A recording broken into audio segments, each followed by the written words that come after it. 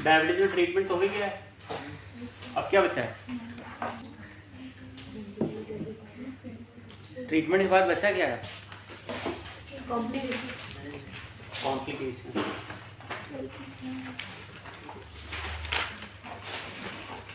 तो कॉम्प्लिकेशन में सबसे पहले तो हमने यही बता दिया डायबिटिक कीटोएसिडोसिस होगा। ये किस पेशेंट में होता है? ये जनरली टाइप 1 डायबिटीज में होता है। अरे बेटा सुनो, ये चाबी दे दो जरा, ये लो कैश हो। तो डायबिटिक कीटोएसिडोसिस जो है टाइप 1 डायबिटीज में होगा। ये टाइप 2 डायबिटीज में जनरली कम है, लेस कॉमन। टाइप 2 डायबिटीज में कब होता है? इन लेट स्टेज, लेट स्टेज में होता है टाइप 2 डायबिटीज। अर्ली स्टेज में नहीं होता। जब पेशेंट डायग्नोस होते हैं टाइप 2 डायबिटीज की तो उनकी एज कितनी रहती है? 50।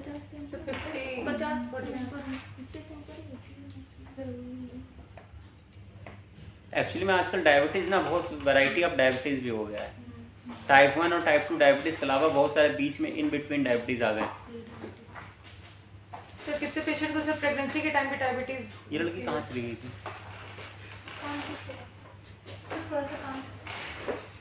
तो बैग लेके काम कर,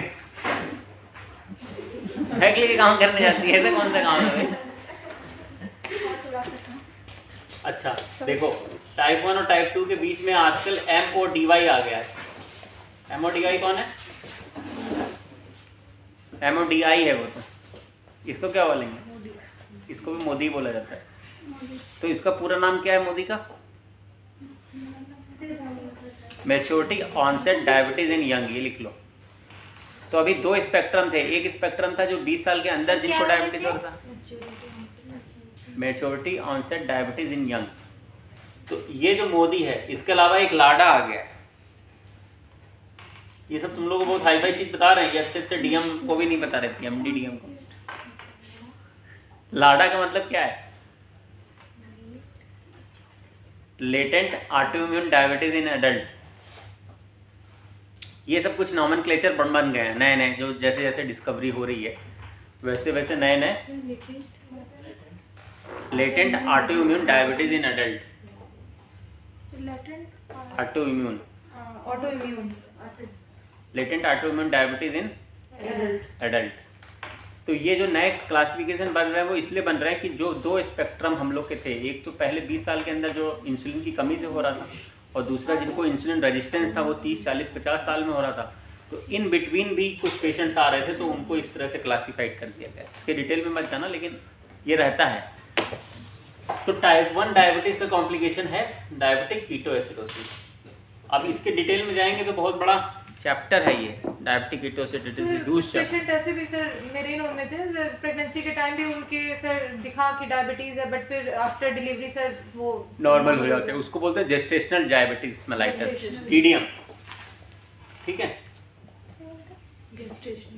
gestational diabetes mellitus.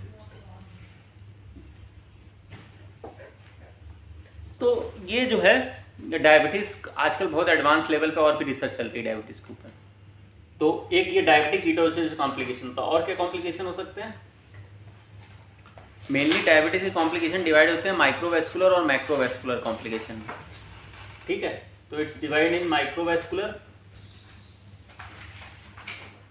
And macrovascular. तो माइक्रोवेस्कुलर में कौन कौन से आएंगे पेशेंट जिसमें होगा ये दिक्कत? जिनकी स्मॉल वेसल्स होंगी और उसमें एक कॉम्प्लिकेशन होंगे, उसमें कौन कौन से पेशेंट आएंगे?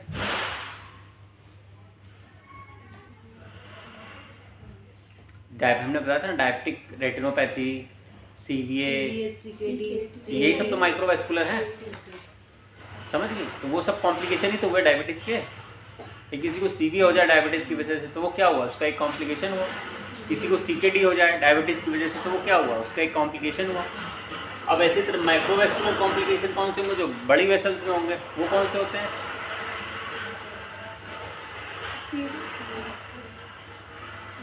बड़ी वेसल्स होती है peripheral arterial disease, coronary artery disease, ये सब बिग वेसल्स हैं, तो उनको माइक्रोवेस्कुलर कॉम्प्लिकेशन बोला जाता है। ठीक है,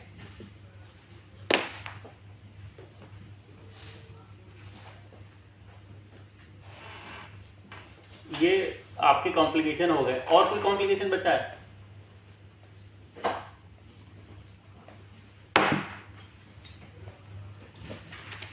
आई रेटिनोपैथी भी हो जाएगा, माइक्रो।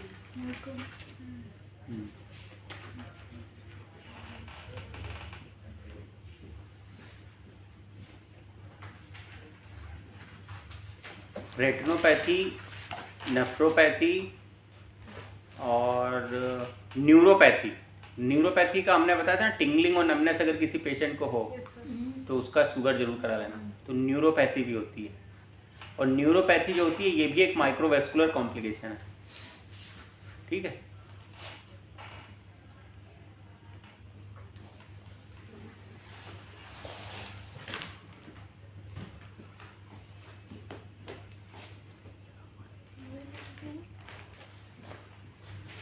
और क्या होता है कॉम्प्लिकेशन में? कुछ बचा है?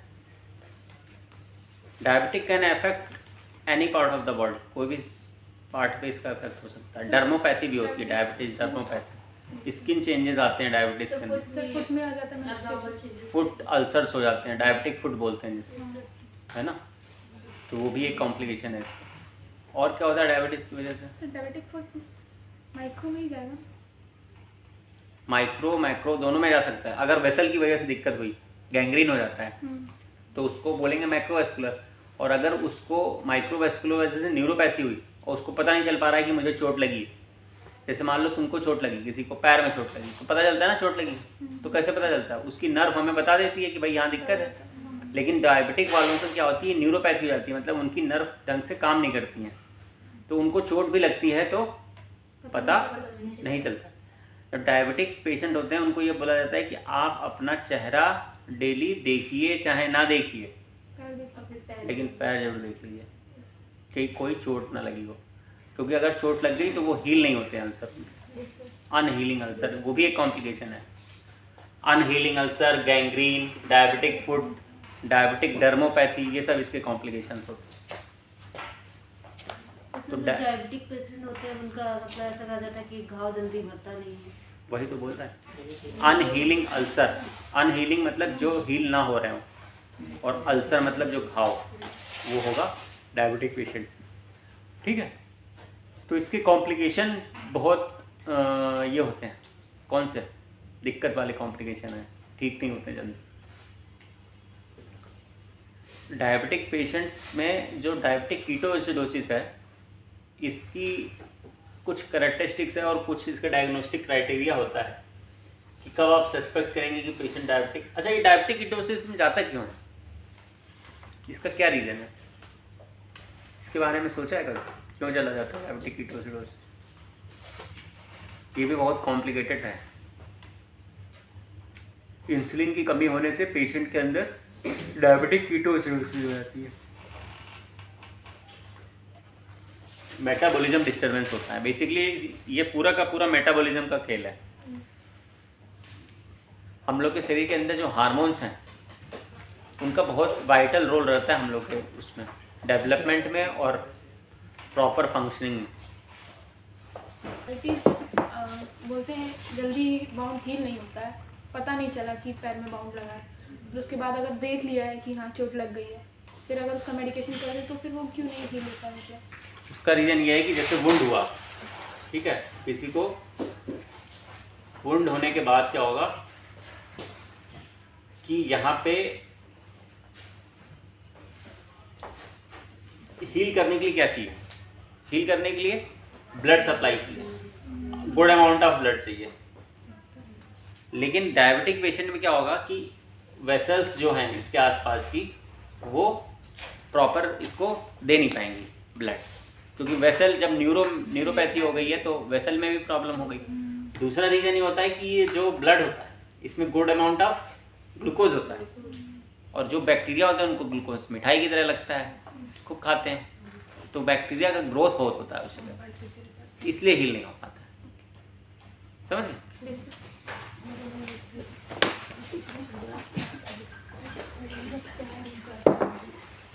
ठीक है, लो अटेंडेंस लिख देते हैं, इसकी अटेंडेंस लगा दी। साइन कर देते हैं।